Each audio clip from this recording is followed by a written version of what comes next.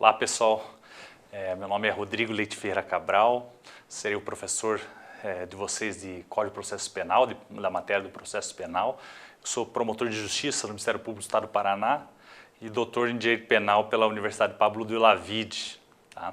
Então, nós vamos abordar algumas questões relevantes e mais importantes para concurso de cartório relativas à matéria de processo penal. Tá? Então, inicialmente, nós vamos começar tratando de uma das questões mais centrais do processo penal, consistente no conceito de ação penal, né? Então, começar já diretamente já tratando desse conceito de ação penal. O que é o conceito de ação penal, né? O conceito de ação penal nada mais é que o poder jurídico constitucional de invocar a tutela jurisdicional por meio de uma declaração petitória, acusação formalizada. É um direito potestativo, tá? Então, inicialmente, antes da gente prosseguir com relação a esse tema, é fundamental a gente entender que o direito de ação é um direito de pedir, né? E no processo penal, muitas vezes a gente vê, por exemplo, quando o processo já está tramitando, as pessoas falarem em ação penal, atrancamento de ação penal, o julgar improcedente ação penal. Mas, tecnicamente, isso é um termo inadequado, porque a ação penal ela nada mais é que o momento em que se formula o pedido, né, se manifesta essa invocação da tutela jurisdicional, né? O processo penal, por outro lado, é a tramitação, ou iter, sob o contraditório desse procedimento que é deflagrado por uma ação penal. Então é importante a gente saber e lembrar que a ação penal é esse exercício de um pedido, exercício de uma declaração petitória da invocação da tutela jurisdicional, né? Então, pelo conceito que eu trouxe aqui para vocês, a gente verifica que essa invocação da tutela jurisdicional se dá por meio de uma declaração petitória, tá? O que é declaração petitória, para a gente entender? A declaração petitória que manifesta esse exercício da ação penal, ela tem três elementos. O primeiro é um elemento subjetivo, que consubstancia as pessoas que fazem parte do pedido, do futuro processo penal. Então, por exemplo, quando o Ministério Público oferece uma acusação, né, a parte subjetiva será tanto o Ministério Público quanto, né, o acusado. Então, a parte subjetiva, e sempre em direito, quando a gente fala em parte subjetiva, obviamente diz respeito aos sujeitos. Então, a parte da pretensão petitória, desde uma perspectiva subjetiva, ela é o sujeito, nomeadamente os acusados que vão ser imputados numa acusação. No processo penal público, normalmente se dá por meio do oferecimento da denúncia. Então, esse elemento subjetivo é a imputação a alguém. Já o elemento objetivo consubstancia-se pelos fatos narrados na denúncia, os fatos que se imputa a alguém, tá? Então, por exemplo, quando se imputa a prática de um crime de furto ou de roubo, né? Praticou o crime de roubo no dia tal, horário tal, das seguintes circunstâncias, né? Aqueles elementos do 41 do Código de Processo Penal para a caracterização de uma denúncia apta, né? O elemento subjetivo é o acusado e o elemento objetivo são os fatos narrados na denúncia, né? Então, a delimitação objetiva dos fatos que serão o objeto do futuro processo penal, que ele decorre desse exercício da pretensão petitória. E, por fim, existe também um requisito que existe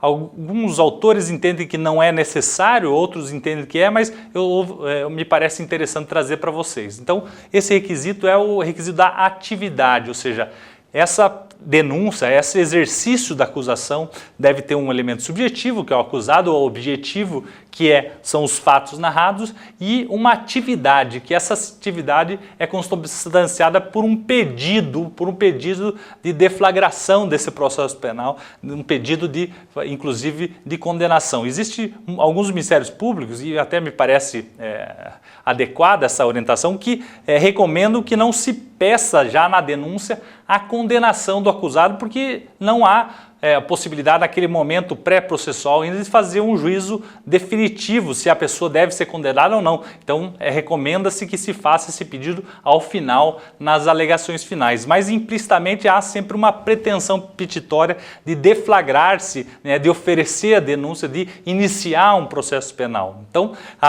a pretensão petitória, que consubstancia o direito, o conceito de ação penal, ela é formada, repetimos, elemento subjetivo, o sujeito acusado, elemento objetivo, os fatos delimitados e uma declaração petitória, que é a atividade, né, que é o pedido de dar início, de deflagrar esse processo penal, de exercer a pretensão judicial, né, pretensão dos pedidos em juízo, tá?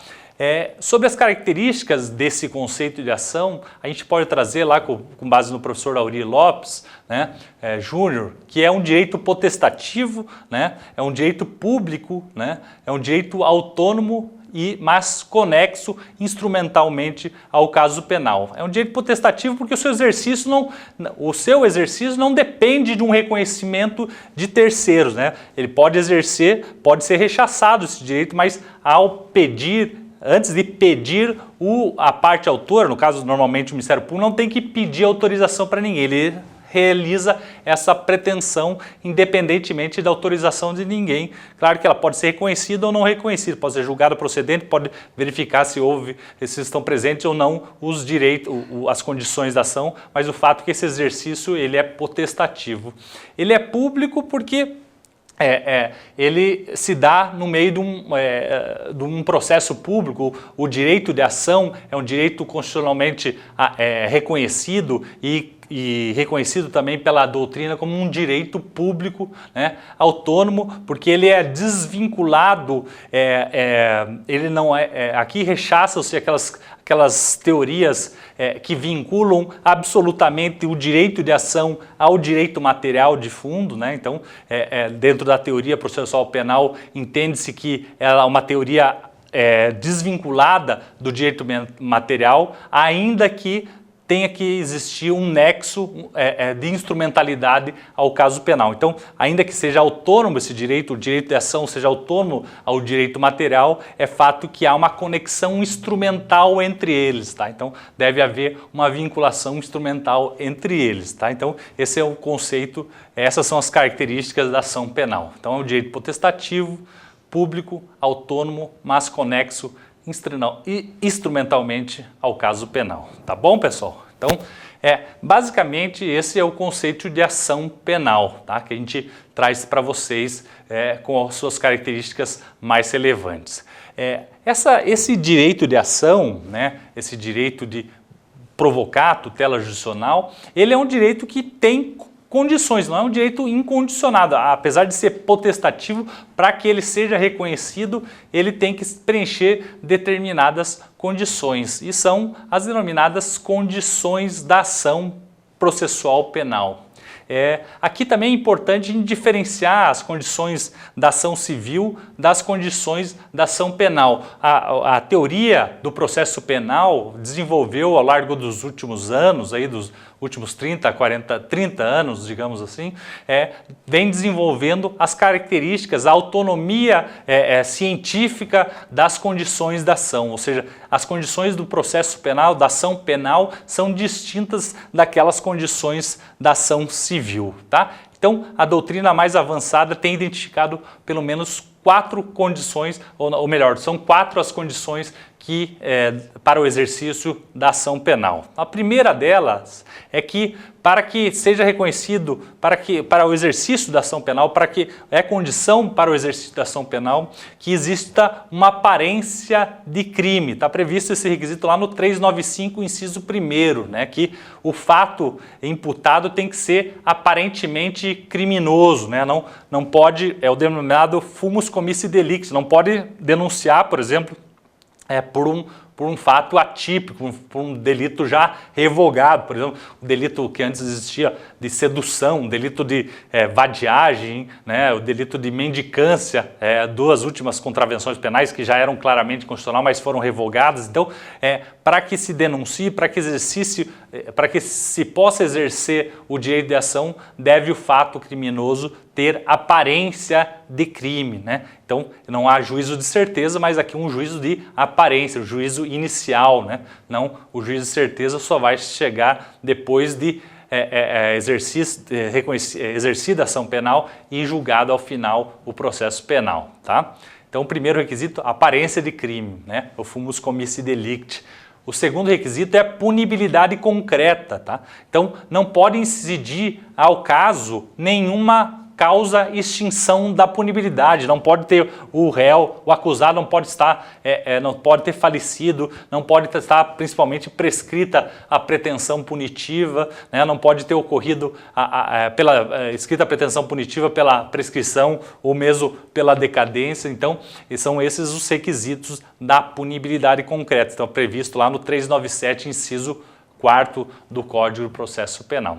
Ademais, existe o requisito da legitimidade de parte, tá? O titular da pretensão acusatória tem que ser uma parte legítima, então o Ministério Público tem que exercer ação penal quando for o caso de ação penal pública, condicionada ou incondicionada. E da mesma forma, a vítima, por exemplo, só pode exercer ação penal privada, né, quando for casos de ação penal privada, salvo nos casos, né, de ação penal privada subsidiária da pública que exigem uma prévia omissão do Ministério Público. Então tem que ter essa legitimidade ativa e da mesma forma tem que existir uma legitimidade passiva. Por exemplo, não se pode ajuizar uma ação penal contra um animal ou contra uma pessoa menor de 18 anos, porque a gente sabe que no nosso processo penal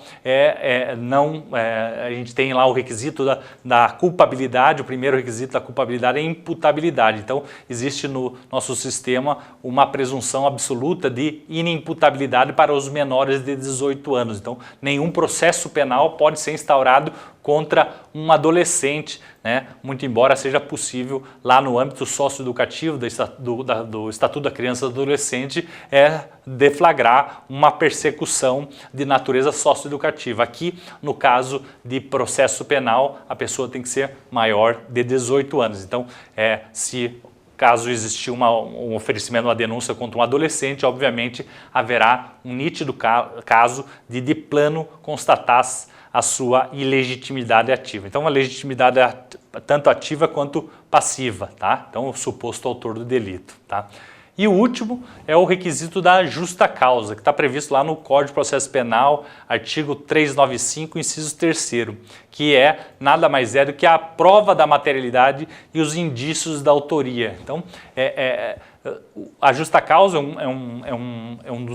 umas condições da ação que mais se debate nos casos concretos, nada mais é do que a existência de uma base empírica de elementos probatórios ou elementos informativos mínimos a amparar o exercício da ação penal. Então, toda vez que o Ministério Público, no caso de ação penal pública, ou o querelante, nos casos de ação penal privada, for oferecer uma denúncia, deve existir na investigação, nos elementos pré-processuais, elementos probatórios ou informativos mínimos, né, a amparar aquela pretensão. Então, a acusação, o exercício da ação não pode decorrer de alguma ilusão, de alguma imaginação ou de uma tese que se pretende provar, mas que não tem um mínimo amparo nos elementos informativos que normalmente vem do inquérito policial a justificar a calçar esse exercício da ação penal. Então, a justa causa é bastante importante, que é a prova da materialidade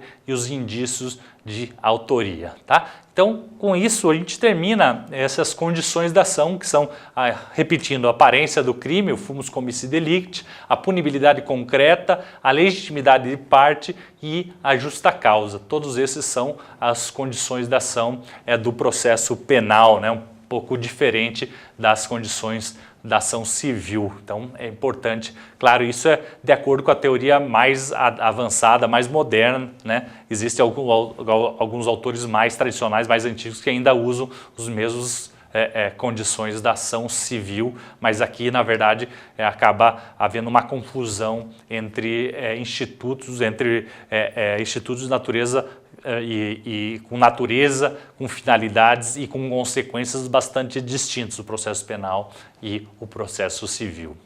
Além das condições da ação, nós temos lá as denominadas condições de procedibilidade, que são nada mais que são condições específicas para o exercício da ação penal. Então, em determinados grupos de casos, além das 4 condições de ação que a gente acabou de referir, há necessidade do preenchimento de algumas condições específicas para que se possa exercer a ação penal. Então vamos tratar de alguns ou dos mais importantes deles, né? É importante lembrar nesse aspecto que primeiro, não são todos os casos em que se exigem essas condições específicas. Segundo, não são elas cumulativas. A gente vai ter que verificar qual caso exige qual determinada, condição específica. Então não são todas elas que toda vez o juiz vai ter que verificar se estão todas elas presentes. Não, dependendo dos casos, dependendo dos grupos de casos. Vamos lá.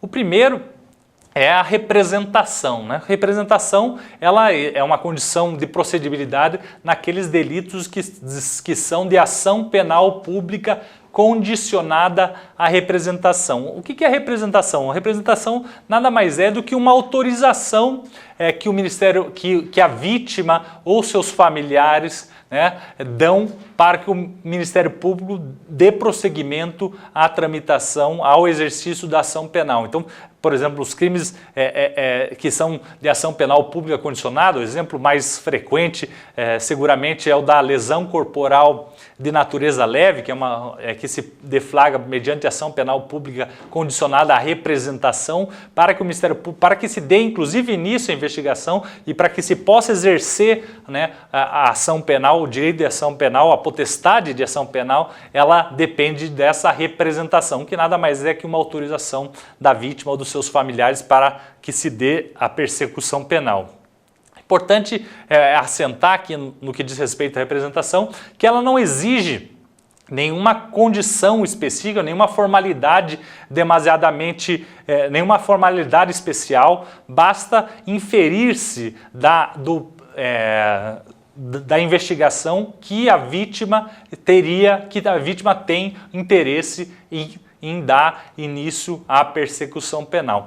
Um fato importante e relevante aqui para os casos de ação penal pública condicionada à representação é que com a lei anticrime, que entrou em vigor em janeiro de 2020, o crime de estelionato, que é um crime relevante no nosso sistema processual penal, no nosso sistema penal, passou agora, em regra, a ser perseguível mediante ação penal pública condicionada à representação. Então, exige-se que se faça a prévia representação para que se possa deflagrar essa persecução penal, agora também com relação aos delitos de estelionato. Uma vez mais, é importante frisar que essa representação não exige nenhum requisito adicional. Muitas vezes, o só fato de a vítima comparecer a uma delegacia, comparecer ao Ministério Público, já é possível inferir a sua pretensão, o seu interesse que se dê, prosseguimento ao processo penal, e já estaria satisfeita essa condição de procedibilidade. Muito embora, a título de cautela, é sempre bom que a autoridade policial, o Ministério Público, colha um ato, lá um termo de representação firmado expressamente para evitar um debate se houve ou não houve a representação, sendo certo que, como já dito, não é imprescindível esse requisito formal. Tá? Segundo a condição de procedibilidade, requisição do ministro da Justiça. Existem alguns delitos, por exemplo, delitos contra a honra, contra o presidente da República, que a legislação exige como condição de procedibilidade uma requisição do ministro da Justiça. Essa requisição do ministro da Justiça, é importante frisar que em direito, todo mundo sabe que requisição, ela consubstancia normalmente uma ordem, né? Então, uma determinação. Quando uma autoridade, um juiz requisita um laudo, quando o Ministério Público requisita documentos, isso são uma ordem, não são um pedido, são uma determinação. Sem embargo, aqui na requisição do ministro da Justiça, ela não consubstancia uma determinação para o Ministério Público oferecer denúncia, uma vez que, obviamente, o Ministério Público tem independência funcional e ele não está submetido a ordens externas, de modo que essa requisição ela tem uma natureza de bastante similar à representação, ou seja, é uma autorização para que o Ministério Público possa deflagrar esse processo penal com relação a determinados delitos, muitas vezes envolvem questões de natureza política, então há necessidade de fazer um juízo político, se vale a pena ou não dar prosseguimento a esses casos penais, né, desde uma perspectiva política do Estado brasileiro. Tá? Então, esse outro requisito é o da requisição do ministro da Justiça. Lembrando, a requisição não é ordem nesse específico caso. Em direito, em geral, trata-se de ordem, aqui é uma autorização. Tá? Terceiro requisito, terceira condição de procedibilidade são os poderes especiais na queixa-crime. A gente sabe que existem processos, ações penais que são ações penais públicas, incondicionadas, que o Ministério Público deflagra independentemente da autorização de ninguém, independentemente da vontade de qualquer pessoa, os delitos de ação penal pública condicionada à representação, em que a vítima ou seus familiares têm que autorizar que o Ministério Público deflagre esse processo penal, os delitos de ação penal pública condicionada à representação, nós vamos ver depois com mais calma essas modalidades, e também aqueles casos em que são de ação penal privada, ou seja, que a própria vítima ou seus familiares que detêm o direito de postular em juízo. O direito de ação é atribuído excepcionalmente às vítimas. Nesses casos em que há necessidade de contratar-se um advogado, é condição de procedibilidade que se faça uma procuração com requisitos especiais. Então a procuração deve, na verdade, praticamente narrar ou delimitar bastante, possibilitar a identificação do fato em relação ao qual a vítima quer que se dê o oferecimento da queixa-crime. Tá? Então tem que estar ali na procuração a narrativa dos fatos. Né? Então, isso é uma condição de procedibilidade. Se não tiver, está rejeitada a queixa-crime, deve ser rejeitada a queixa-crime. Então, a narrativa dos poderes especiais para que o advogado deflagre aquela específica acusação devem constar da procuração como condição de procedibilidade. Há alguns casos em que isso é de alguma forma suprido quando a própria vítima assina junto com o advogado, né, a queixa-crime, a peça acusatória, entende-se que está suprida essa condição de procedibilidade porque permite verificar a autorização da vítima para deflagrar essa ação penal privada. Né? Então, entende-se que o fundamento dessa autorização, dessa necessidade, é para que primeiro que o advogado não transborde os poderes estabelecidos pela vítima e que a vítima responda, né, pessoalmente pelas acusações, inclusive por eventual denunciação caluniosa ou alguma notícia abusiva. Então a vítima, ao assinar uma procuração com os fatos contidos ali, ela se responsabiliza pessoalmente pelaquela acusação. Tá? Outro requisito, a entrada em território nacional, existe lá no artigo 7º do CPP, a gente sabe que existem alguns casos de extraterritorialidade, então lá no artigo 7º do CPP ele exige que para que se deflagre a persecução penal aqui no Brasil é que o acusado ingresse como condição no território nacional, especialmente naqueles casos em que a lei brasileira se aplica a fatos ocorridos fora do país. Tá? Quinto exemplo, né, o trânsito em julgado da ação anulatória de casamento. Essa é uma pegadinha, esse artigo a gente vai ver daqui a pouco ele de volta, é um artigo que cria uma série de exceções aqui, mas é um artigo que não tem relevância prática quase nenhuma. Tá? Então, na ação anulatória, o trânsito em julgado da ação anulatória de casamento é condição de procedibilidade para se propor a ação penal imputando a prática do delito do artigo 236, parágrafo único, 236 do Código Penal. Está lá no parágrafo único, diz o seguinte: a ação penal depende de queixa, então é ação penal privada, né, do contraente enganado e não pode ser intentada senão depois de transitar em julgado a sentença que, por motivo de erro ou impedimento, anule o casamento. Então, esse delito do artigo 236 exige que o prévio trânsito de julgado da ação anulatória do casamento. Quando que vai acontecer isso, né? Demora muito, né?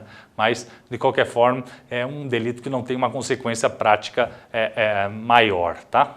Sexto exemplo é a prévia autorização da Câmara dos Deputados nos crimes praticados pelo Presidente da República, Vice-Presidente e Ministro de Estado. Está previsto lá no Constituição da República, artigo 51, inciso 1º. Então, sempre quando se oferece uma acusação contra o Presidente da República, o Vice-Presidente e o Ministro, a Câmara dos Deputados tem que autorizar essa acusação para que se dê prosseguimento. É uma condição de procedibilidade da ação penal. A gente lembra lá no caso do ex-presidente Temer que a Procuradoria-Geral da República ofereceu uma acusação e essa acusação foi submetida à Câmara dos Deputados para aprovar ou não e não foi aprovada. Então, não foi preenchida aquela condição de procedibilidade, então o fato fica esperando até acabar o mandato do presidente. Isso é também uma forma de proteger o presidente da República, o vice-presidente e seus ministros contra eventuais ações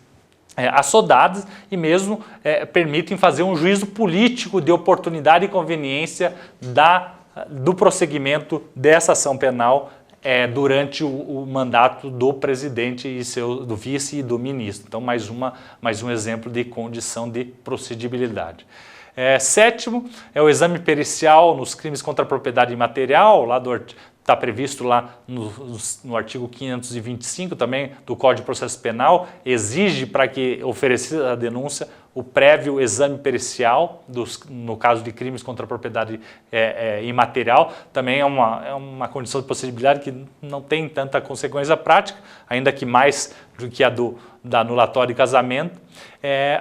Oitavo exemplo é a constituição do crédito tributário. A gente sabe que a súmula vinculante 24 do Supremo Tribunal Federal, sempre que a gente fala em súmula para concurso é fundamental, é muito importante então essa súmula, vocês deem uma olhada lá, ela diz que os delitos previstos no artigo 1º, inciso 1º ao 4º da Lei dos Crimes contra a Ordem Tributária, os denominados delitos de sonegação fiscal, para que o Ministério Público possa deflagrar, possa oferecer acusação, possa exercer o direito de ação, tem que existir previamente o prévio exaurimento da instância administrativa com a constituição do crédito tributário. Então, a Receita Estadual, a Receita Federal, a Receita Municipal tem que instaurar o PAF, lá, o processo administrativo fiscal, e constituir o crédito tributário para, então, tão logo constitua esse crédito tributário, aí sim o Ministério Público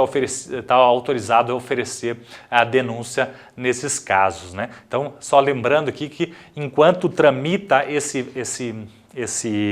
processo administrativo fiscal, não corre a prescrição, porque o Supremo entende que a consumação do delito só se dá com essa prévia constituição do crédito tributário. Eu tenho todas as críticas a essa jurisprudência vinculante, manifestada por súmula vinculante, uma vez que o Supremo confunde consumação do delito com liquidação do valor do dano, que são coisas totalmente distintas. De todo modo, não é aqui o momento a gente discorrer com maior profundidade sobre isso, e é importante a gente saber que existe essa súmula vinculante e que essa prévia constituição do crédito tributário é considerada por interpretação jurisprudencial, porque não está previsto em lei, né, como condição de procedibilidade para o exercício da ação penal nos crimes previstos no artigo 1º, inciso 1º ao 4º da Lei dos Crimes contra a Ordem Tributária. Tá? Amigos, então essas são as principais, né, os fundamentais exemplos de condição de procedibilidade para o exercício da ação penal, que nada mais são que condições específicas para determinados casos. Então, só para esses determinados casos, e cada um deles exige-se um desses requisitos, né, específicos para que se possa deflagrar, além das condições da ação penal, que são aquelas 4 que a gente viu, né, fumus delicti comici, punibilidade concreta, legitimidade de parte e justa causa. Então, além dessas 4 condições da ação, existem essas condições de procedibilidade, perdão, tá? Vamos lá, damos prosseguimento aqui na nossa matéria. Eu já falei um pouquinho sobre isso, né, mas agora a gente vai dar uma aprofundada nesse tema. Então, o tema é da ação penal pública, que a gente está tratando, e a gente vai tratar especificamente agora das modalidades de ação penal pública. Tá? Então, a gente, da ação penal, do exercício da ação processual penal. Então, é importante a gente registrar que existem quatro tipos de ação penal pública, tá? De ação penal processual, ação penal, tá? Ação penal pública incondicionada, ação penal pública condicionada, ação penal privada e ação penal privada subsidiária da pública. São 4 modalidades. Na verdade, existem 2 grandes modalidades, ação penal pública e ação penal privada, né? E há uma divisão entre elas. A gente vai tratar disso nesse momento. Tá? Então, quais são os casos na ação penal pública? O primeiro exemplo é a ação penal pública incondicionada. Quando que existe a denominada ação penal pública incondicionada? Quando o exercício da ação penal, né, depende exclusivamente do exercício dessa pretensão pelo Ministério Público. O Ministério Público não precisa aguardar, não precisa esperar a concorrência da vontade de terceiros ou de qualquer outra pessoa. Então, a vítima, querendo ou não, os interessados, os familiares da vítima, o réu, ou quem quer que seja, o presidente ou qualquer autoridade que seja, não precisam autorizar o Ministério Público. O Ministério Público age de forma incondicional, sem condições, né? Não exige-se que ele espere qualquer a superveniência, concorrência de autorização de acordo de vontade de terceiros. Então, essa é a maior parte dos delitos são de ação penal pública incondicionada, sem condições específicas, né? E o Ministério Público, uma vez vindo uma investigação, seja um inquérito policial, seja um PIC, um procedimento investigatório criminal, que é uma investigação do Ministério Público, seja uma CPI, uma investigação feita por comissão de parlamentar de inquérito, ou seja, algum outro elemento de informação que lhe seja encaminhado, ele pode, uma vez verificando, realizando a opinio delicti, ou seja, verificando que estão presentes as condições da ação, ele pode ajuizar independentemente da concordância de qualquer outra pessoa. Então, ação penal pública incondicionada. Tá? Outro exemplo de ação penal pública é a denominada ação penal pública condicionada. Tá? A ação penal pública, por sua vez, se divide em 2, ação penal pública condicionada à representação e ação penal pública condicionada à requisição do ministro da Justiça. A gente vai tratar de cada uma delas, tá? A ação penal pública condicionada, ela exige a manifestação da vontade com autorização para agir. Então, deve existir uma manifestação da vontade do interessado, normalmente ou da vítima ou do ministro da Justiça, com autorização para agir, tá? Então, nada mais é do que essa é a representação ou a requisição do ministro da Justiça. Então, são condicionados. O Ministério Público só poderá ajuizar, oferecer ação penal nessas 2 hipóteses, tá? Primeiro caso, né, são os casos de ação penal pública condicionada à representação do ofendido, tá? A repressão ali, depois corrige ali, eu vou corrigir, pessoal, é representação do ofendido. Então, toda vez que o ofendido, né, no caso, por exemplo, do estelionato, a pessoa sofreu o golpe lá do bilhete premiado, então, para que se dê prosseguimento a esse caso, a vítima vai ter que ir lá na delegacia ou no Ministério Público falar, olha, eu quero, né, dar prosseguimento, eu quero que essa pessoa seja punida, quero oferecer a representação, mas como eu já disse, não exige-se nenhum requisito de formalidade especial. Tá? A outra hipótese é o da requisição do ministro da Justiça. Na verdade, o ministro da Justiça é um veículo de manifestação da vontade do presidente. Então, o ministro da Justiça atua como, como uma espécie de instrumento da vontade, de manifestação da vontade do presidente da República. Aqui, nesse caso, existe um fundamento político, né? A conveniência do ofendido ou a conveniência política, tá? Tem que verificar para se instaurar um processo penal que envolva o presidente da República como vítima, deve-se pensar bem e verificar as consequências, a conveniência, tanto a conveniência política no caso, tá? Então, no caso da representação do ofendido, verifica-se a conveniência do ofendido. No caso da requisição do ministro da Justiça, verifica-se a conveniência política do início da persecução penal. Por isso que a legislação atribui tanto à vítima, aos seus familiares ou ao ministro da Justiça, em nome do presidente da República, a decisão de autorizar ou não essa persecução penal de acordo com a sua conveniência, tanto do ofendido ou a conveniência política, no caso do presidente da República. Tá? Essa representação, essa exigência de representação ou requisição do ministro da Justiça também não deixa de ser um instrumento de despenalização, é uma política criminal. É isso que aconteceu agora recentemente com o crime de estelionato. Então o legislador resolveu realizar um instrumento de despenalização, né? Fez uma opção político-criminal de fazer depender a persecução penal nos crimes de estelionato, né, de uma prévia autorização do ofendido ou da vítima. Tá? Veja que essa representação ou requisição, ela pode autorizar, né, ela autoriza a pessoa, ao Ministério Público, né, como é ação penal pública condicionada, é só para os casos em que o Ministério Público vai oferecer denúncia. Então, uma vez autorizada, vai ser o Ministério Público que vai oferecer essa acusação. Tá? Então, a vítima ou o ministro da Justiça pode autorizar isso, né, pode oferecer essa representação, mas pode desautorizar, retirar a representação até o oferecimento da denúncia. Então, é possível existir a retratação dessa representação apresentada pela vítima ou pelo ministro da Justiça. Tá?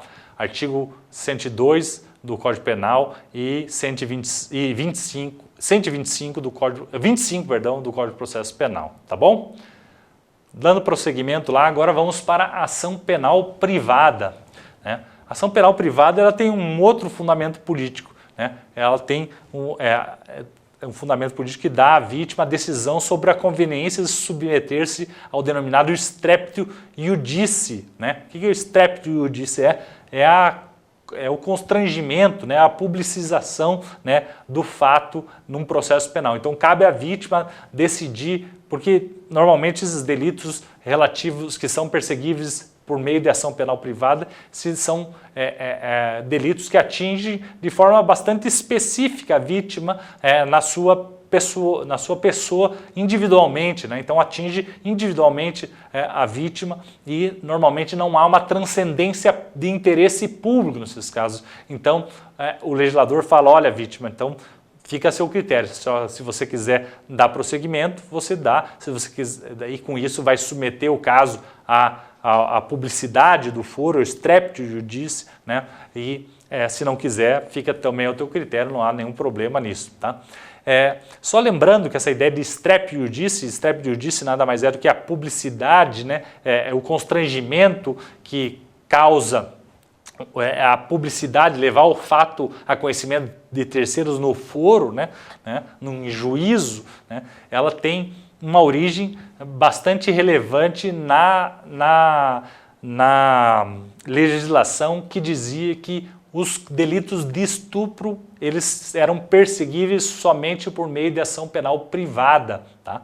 No entanto, houve a revogação desse dispositivo. Atualmente, os delitos de estupro são perseguíveis mediante ação penal pública incondicionada. Com isso, se supera, né, uma série de discussões que haviam nesse tipo de processo penal. Né, eleva-se ao delito de estupro a uma condição de interesse público e, com efeito, por mais constrangedor que seja ter que declarar esses fatos em juízo, existe um interesse público subjacente muito forte de que essas práticas de crime de estupro sejam reprimidas, porque há um risco, né, a pessoa que viola um bem jurídico tão importante como a dignidade sexual, quanto a autodeterminação sexual, né, a pessoa que pratica um delito tão grave assim, há um interesse público para a sua punição e não só o interesse público especificamente da vítima, tá? Então, a ação penal privada, ela pode ser